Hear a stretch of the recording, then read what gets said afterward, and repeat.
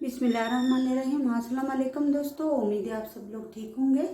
तो मैं आज बनाने जा रही हूँ बीफ करेले। बहुत ज़बरदस्त और आसान रेसिपी है।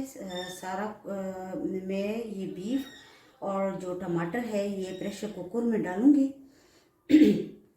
तो साथ साथ बताती जाऊँगी। ये है 2 प्याज, ये भी प्रेशर कुकर में डालूँगी। 3 बड़े साइज़ के टमाटर, लहसुन और हरी मिर्चें 4-5 अदद, और ये करेले और प्याज में कढ़ाई में फ्राई करूँगी। तो चलिए स्टार्ट करते हैं। बिस्मिल्लाहिर्रहमानिर्रहीम। ये आधा किलो गोश्त और इसी में डालूँगी प्याज, टमाटर, लहसुन,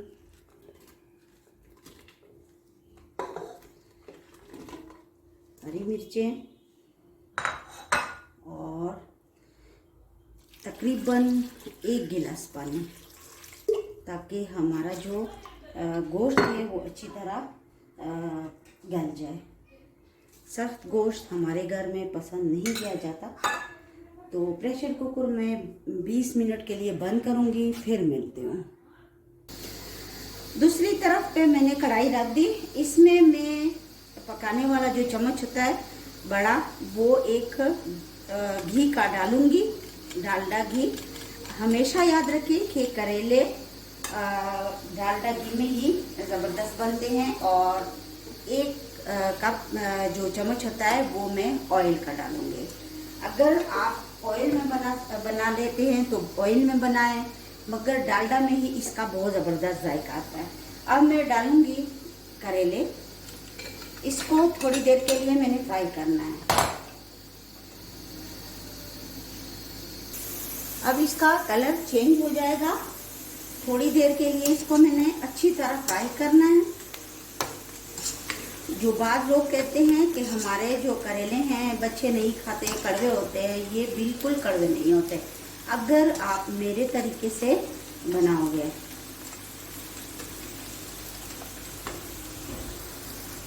ये देखें, जो करेले हैं उसका रंग बिल्कुल चेंज हो गया है। अच्छी तरह मैंने इसको फ्राई किया है और इसी में अब मैं प्याज डालूंगी। मेरे चैनल में करेला कीमा भी है और करेले धोने का तरीका भी है। नमक लगा के उसको साफ करके उसको रख के आधा घंटा के लिए फिर धोया जाता है। वो सारा कुछ है मेरे चैनल में। अब इसको भी मैं चंद सेकंड के लिए, चंद मिनट के लिए इसको फ्राई करूँगी अच्छी तरह। अगर फॉलो करोगे मेरे इस स्टेप पे को, तो आपके करेले कभी भी कड़वे नहीं होंगे। ये मेरी अम्मी बनाती थी, अल्लाह उनको करवट जन्नत नसीब करे। मैंने उनसे ही सीखा है, थोड़ा सा बाजी से बहुत ज़्यादा सीखा है और अम्मी से भी सीखा है। दूसरी तरफ से मैंने प्रेशर कुकर को खोला। उसकी जो यखनी थी वो मैंने अलग कर दी।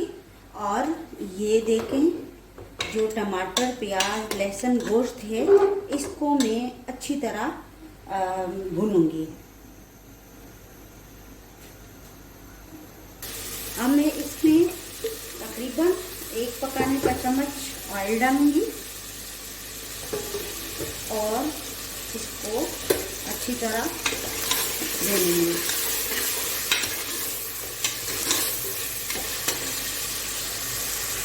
इसी में मैं डालूंगी 1 टीस्पून तकरीबन लाल मिर्च का पाउडर। इसमें ज़्यादा मसाले नहीं जाते। और धनिया 1 टीस्पून, बस। इसमें कोई मसाला और नहीं जाएगा। और हस्बे जायका नमक। इसको अच्छी तरह मैंने टेंडर करना है। ये देखें,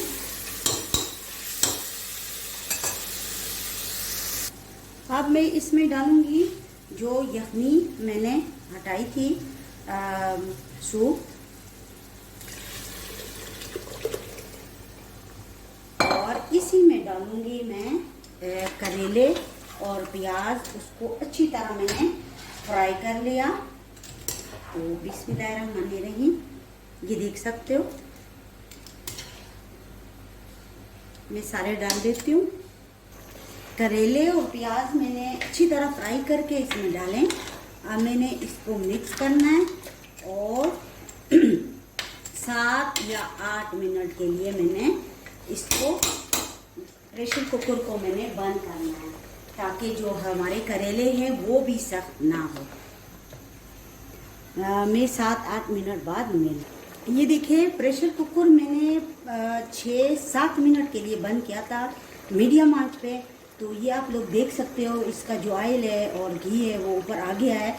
और अगर इसमें थोड़ा सा भी आपको पानी नज़र आ रहा है, मतलब मुझे लगता है कि इसको और भी थोड़ा सा अच्छी तरह भूनना चाहिए।